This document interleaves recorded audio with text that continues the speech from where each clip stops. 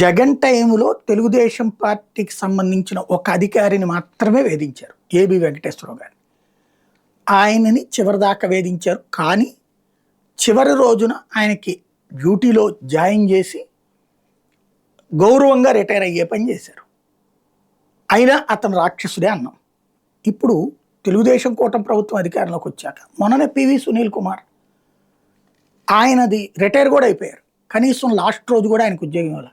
పైగా లాస్ట్ రోజుకి 2 రోజుల ముందే ఆయనకి పదవి ఇవ్వమని చెప్పేశారు ట్రిబ్యునల్కి.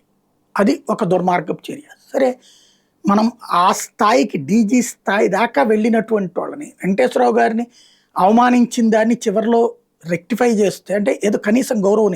ఇక్కడ ఆ గౌరవం కూడా దక్కలేదు బడుగు బలహీన వర్గాల నుంచి వచ్చినటువంటి అధికారికి. అది నెంబర్ 1. ఇప్పుడు ఆంధ్ర యూనివర్సిటీలో ప్రసాద్ రెడ్డి గారు ఇంకొక 2 గంటల్లో రిటైర్ అయిపోతారు.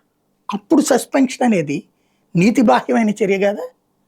ఇక్కడ సారీ, ఇది ఇంత దారుణమైనటువంటి చర్యలు ఎవరిని మెప్పించడానికి, ఇది సైకో శాడిజం కిందకి రాదా? ఇంతకంటే అరాచకం ఎక్కడన్నా ఉందే? అది కూడా విజిలెన్స్ ఇచ్చిన రిపోర్ట్.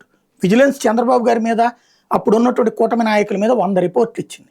దాని ఆధారంగా చర్య తీసుకోవడానికి కుదరదు ఎంపీ కోర్టులే తేల్చి చెప్పినాయి. ఇప్పుడు విజిలెన్స్ రిపోర్ట్ వంకపెట్టి వాస్తవంగా ఆంధ్ర యూనివర్సిటీకి న్యాక్ గుర్తింపు తెచ్చినటువంటి వాడు ఆయన ప్రసాద్ రెడ్డి. అలాగే అక్కడ ఉన్నటువంటి ఆ మురికికి అన్నీ కూడా సెటరైట్ చేసే ప్రయత్నం చేసినటువంటి వాడు. ఓ మెరుగైనటువంటి స్థితికి కార్పొరేట్ సోషల్ రెస్పాన్సిబిలిటీ డబ్బులతో చేయించినటువంటి వాడు. సరే, అవన్నీ పక్కన పెట్టండి. మనకి నచ్చకపోతే మనం తొక్కి పడేస్తాం. విశ్వవిద్యాలయాల్లో ఇది రాజకీయ జోక్యం కాదా? ఏ మేరకు సబబైనటువంటి న్యాయం?